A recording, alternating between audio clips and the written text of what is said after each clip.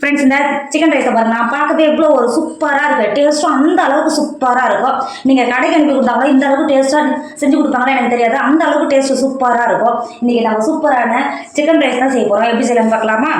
Hi friends, welcome to Kerala சமையல். இன்னைக்கு கேரளா சமையலில் சிக்கன் ரைஸ் தான் செய்ய போகிறோம். வாங்க எப்படி செய்யலாம்னு பார்க்கலாம். சிக்கன் ரைஸ் செய்யறதுக்கு நான் 1/2 கிலோ சிக்கன் எடுத்திருக்கேன். சிக்கனை நல்லா கழுவிட்டு தண்ணியெல்லாம் வடிகட்டிட்டு குட்டி குட்டி பீஸாக கட் பண்ணியிருக்காங்க. பார்த்தீங்களா, இந்த மாதிரி குட்டி குட்டி பீஸாக நீங்கள் முன்னாடியே கட் பண்ணிட்டீங்கன்னா பொரிச்சதுக்கு அப்புறம் கட் பண்ணணும் அவசியம் கிடையாது. அதனால தான் நான் இந்த மாதிரி குட்டி குட்டி பீஸாக கட் பண்ணியிருக்கேன். இப்போ நம்ம மசாலாலாம் சேர்த்துக்கோங்க. 1/4 டேபிள் ஸ்பூன் மஞ்சள் சேர்த்துக்கோங்க. 1 டேபிள் ஸ்பூன் பெருஞ்சீரகம் சேர்த்துக்கோங்க. 1 டேபிள் ஸ்பூன் மிளகுத்தூள் சேர்த்துக்கோங்க. 1/2 டேபிள் ஸ்பூன் மல்லித்தூள் சேர்த்துக்கோங்க. 1 டேபிள் ஸ்பூன் காஷ்மீர் மிளகாத்தூள் சேர்த்துக்கோங்க. 1 டேபிள் ஸ்பூன் இஞ்சி பூண்டு பேஸ்ட் சேர்த்துக்கோங்க.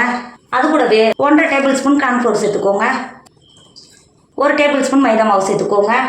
1/4 டேபிள் ஸ்பூன் கரம் மசாலா சேர்த்துக்கோங்க. 1 டேபிள் ஸ்பூன் உப்பு சேர்த்துக்கோங்க. சேர்த்து கொடுத்துட்டு கை வச்சு மசாலாவோட சேர்த்து சிக்கனை நல்லா பிசைஞ்சு கொடுத்துக்கோங்க. தண்ணி எதுவும் சேர்க்கணும்னு அவசியம் கிடையாது. நல்லா பிசைஞ்சு எடுத்துக்கோங்க.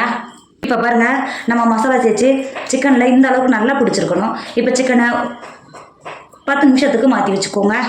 சிக்கன் ரைஸ் செய்கிறதுக்கு அடுப்பில் ஒரு பாத்திரத்தில் தண்ணி வச்சு எந்த அளவுக்கு நல்லா கொதிக்க ஆரம்பிச்சிருச்சு பார்த்தீங்களா?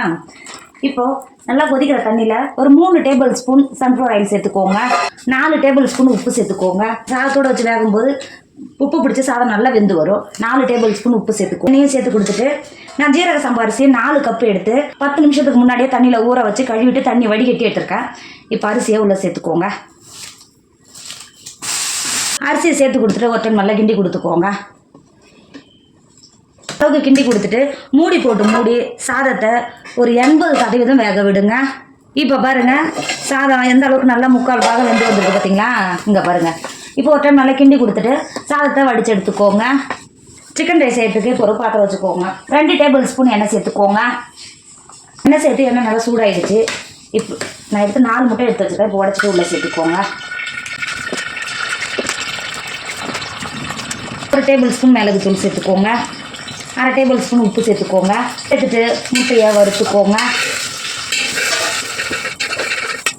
இப்போ பாருங்கள், முட்டை எந்த அளவுக்கு நல்லா வறுந்து வந்துருக்கு பார்த்தீங்களா? இப்போ வேறு ஒரு பாத்திரத்துக்கு மாற்றிக்கோங்க. முட்டையை மாற்றி கொடுத்துட்டு ஒரு 6 டேபிள் ஸ்பூன் எண்ணெய் சேர்த்துக்கோங்க. நம்ம சிக்கன் வறுத்து எடுக்க போகிறோம், அதனால தான் 6 டேபிள் ஸ்பூன் எண்ணெய் சேர்த்துக்க சொல்கிறேன். சேர்த்து கொடுத்துக்கோங்க. எண்ணெய் சேர்த்து எண்ணெய் நல்லா சூடாயிடுச்சு. நம்ம ஏற்கனவே மசாலா தேய்ச்சி வச்சுருக்கோம்ல சிக்கனை, இந்த மாதிரி சேர்த்து கொடுத்துக்கோங்க. நீங்கள் எடுக்கும்போதே இந்த மாதிரி உதிரி உதிரியாக ஊற்றிங்கன்னா அழகாக வெந்து வந்துடும்.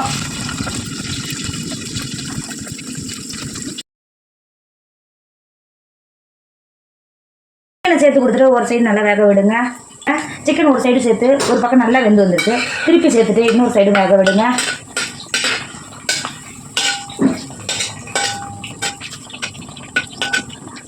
பாருங்க, 2 சைடு எந்த அளவுக்கு நல்லா பொரிஞ்சு நல்லா வெந்து வந்துருக்கு பார்த்தீங்களா?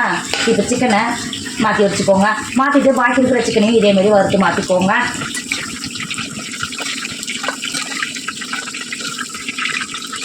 சிக்கனை பொரிச்சு எடுத்துட்டு பாக்கி இருக்கிற எண்ணெயிலேயே 20 பல்லு பூண்டை பொடியாக கட் பண்ணி வச்சுருக்கா போல சேர்த்து கொடுத்துக்கோங்க. அது கூடவே 2 துண்டு இஞ்சியை பொடியாக கட் பண்ணி வச்சுருக்கா சேர்த்து கொடுத்துக்கோங்க. சேர்த்து கொடுத்துட்டு ஒரு 2 செகண்ட் நல்லா கிண்டி கொடுத்துக்கோங்க. எக்ஸ்ட்ரா இருக்கிற மாதிரி தான் இருக்கும், ஆனால் நம்ம ரைஸ் சேர்த்து பண்ணும்போது கரெக்டாக இருக்கும். சேர்த்து கொடுத்துட்டு ஒரு 2 செகண்ட் நல்லா கிண்டி கொடுத்துக்கோங்க. இப்போ 2 செகண்ட் ஆகிடுச்சு. இஞ்சோட வாசனையும் பூண்டோட வாசனையும் நல்லா வருந்து வாசனை வர ஆரம்பிச்சிருச்சு. 3 பெரிய சைஸ் வெங்காயத்தை நீல வாக்கில் கட் பண்ணி வச்சுருக்கா இப்போ சேர்த்து கொடுத்துக்கோங்க.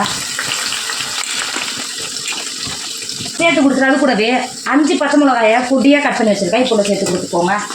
சேர்த்து கொடுத்துட்டு ஒரு டைம் நல்லா கிண்டி கொடுத்துக்கோங்க. வெங்காயம் சேர்த்துட்டு இந்த அளவுக்கு கிண்டி கொடுத்துட்டு நல்லா வதங்கணும்னு அவசியம் கிடையாது. நம்ம கட் பண்ணி வச்சுருக்க வெஜிடபிள்லாம் உள்ளே சேர்த்துக்கோங்க. நான் 300 கிராம் கோஸை நீல வாக்கில் கட் பண்ணி வச்சுருக்கேன். இப்போ உள்ளே சேர்த்து கொடுத்துக்கோங்க. நான் குறைஞ்சபட்சம் ஒரு 15 பேர் சாப்பிட்ற மாதிரி தாராளமாக தான் செய்ய போகிறோம், அதனால தான் இந்த அளவுக்கு நான் சேர்த்துக்கிறேன். சேர்த்து கொடுத்துக்கோங்க. சேர்த்து கொடுத்துட்டு அது கூடவே 200 கிராம் பீன்ஸு, 150 கிராம் கேரட்டு குட்டி குட்டியாக கட் பண்ணி வச்சுருக்கேன். இப்போ சேர்த்து கொடுத்துக்கோங்க. கேரட்டு பீன்ஸும் சேர்த்து கொடுத்துட்டு 2 டேபிள் ஸ்பூன் உப்பு சேர்த்துக்கோங்க. நம்ம சாதத்துக்கு ஏற்கனவே உப்பு சேர்த்துருக்குறோம். சேர்த்து கொடுத்துக்கோங்க. உப்பு சேர்த்துட்டு நம்ம சேர்த்த காயெல்லாம் ஒரு 10 நிமிஷத்துக்கு நல்லா கிண்டி கொடுத்துக்கோங்க. கிண்டி கொடுத்துட்டு ஒரு 50% வேக விடுங்க. இப்போ பாருங்கள், நம்ம சேர்த்த காயெல்லாம் சேர்ந்து நல்லா 50% நல்லா வெந்து வந்திருக்கு. இப்போ நம்ம ஏற்கனவே வடித்து மாற்றி வச்சுக்கோமில்ல, சாதத்தை சேர்த்துக்கோங்க. சாதத்தை சேர்த்து கொடுத்துட்டு 2 டேபிள் ஸ்பூன் சில்லி சாஸ் சேர்த்துக்கோங்க. 3 டேபிள் ஸ்பூன் சோயா சாஸ் சேர்த்துக்கோங்க. 1 டேபிள் ஸ்பூன் சாட் மசாலா சேர்த்துக்கோங்க. 2 டேபிள் ஸ்பூன் மிளகுத்தூள் சேர்த்துக்கோங்க. 3 டேபிள் ஸ்பூன் சிக்கன் மசாலா சேர்த்துக்கோங்க. 1 டேபிள் ஸ்பூன் கரம் மசாலா சேர்த்துக்கோங்க. 3 டேபிள் ஸ்பூன் காஷ்மீர் மிளகாத்தூள் சேர்த்துக்கோங்க. சேர்த்து கொடுத்துட்டு நம்ம சேர்த்த காய் சாதம் எல்லாம் சேர்த்து ஒரு டைம் நல்லா கிண்டி கொடுத்துக்கோங்க.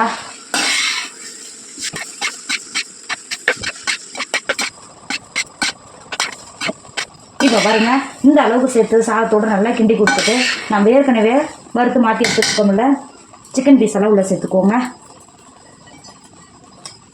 அது கூடவே நம்ம ஏற்கனவே முட்டையும் வறுத்து மாற்றி வச்சுருக்கோம்ல முட்டையும் உள்ள சேர்த்துக்கோங்க. சேர்த்துட்டு 2த்தையும் சேர்த்து கிண்டி கொடுத்துக்கோங்க. இப்போ பாருங்கள், நம்ம சேர்த்த மசாலாவோட பச்சை வடையெல்லாம் போயிடுச்சு. இப்போ லாஸ்ட்டாக கிண்டி கொடுத்துட்டு ஒரு கைப்பிடி அளவு வெங்காயத்தால் கட் பண்ணி வச்சுருக்கேன். இப்போ சேர்த்து கொடுத்துக்கோங்க. உங்கள்கிட்ட இருந்தால் சேர்த்துக்கோங்க, இல்லைன்னா விட்டுருங்க. சேர்த்து கொடுத்துட்டு ஒரு டைம் கிண்டி கொடுத்துக்கோங்க. கிண்டி கொடுத்துட்டு வேறு ஒரு பாத்திரத்துக்கு மாற்றிக்கோங்க. இப்போ பாருங்கள், நம்மளோட சிக்கன் ரைஸ் சூப்பராக ரெடி ஆகிடுச்சு. இதோட டேஸ்ட் அந்த அளவுக்கு சூப்பராக இருக்கும். நீங்கள் குழந்தைங்களுக்கு கடையில் அனுப்பி வாங்கி தரதை விட நீங்கள் வீட்டிலே செஞ்சு கொடுத்தீங்கன்னா அவங்க விரும்பி சாப்பிடுவாங்க. அவங்க சாப்பிடும்போது நமக்கு ரொம்ப ரொம்ப சந்தோஷமாக இருக்கும். நீங்கள் இதுக்கப்புறம் கடைக்கு போய் வாங்காமல் வீட்டிலே செஞ்சு கொடுங்க, அவங்க விரும்பி சாப்பிடுவாங்க. கண்டிப்பாக நீங்களும் ட்ரை பண்ணுங்கள். என்னோட வீடியோ உங்களுக்கு பிடிச்சிருந்தா உங்கள் ஃப்ரெண்டு உங்கள் ஃபேமிலிக்கு ஷேர் பண்ணுங்கள். மறக்காமல் கேரளா சமையல் சப்ஸ்கிரைப் பண்ணிக்கோங்க. தேங்க்யூ.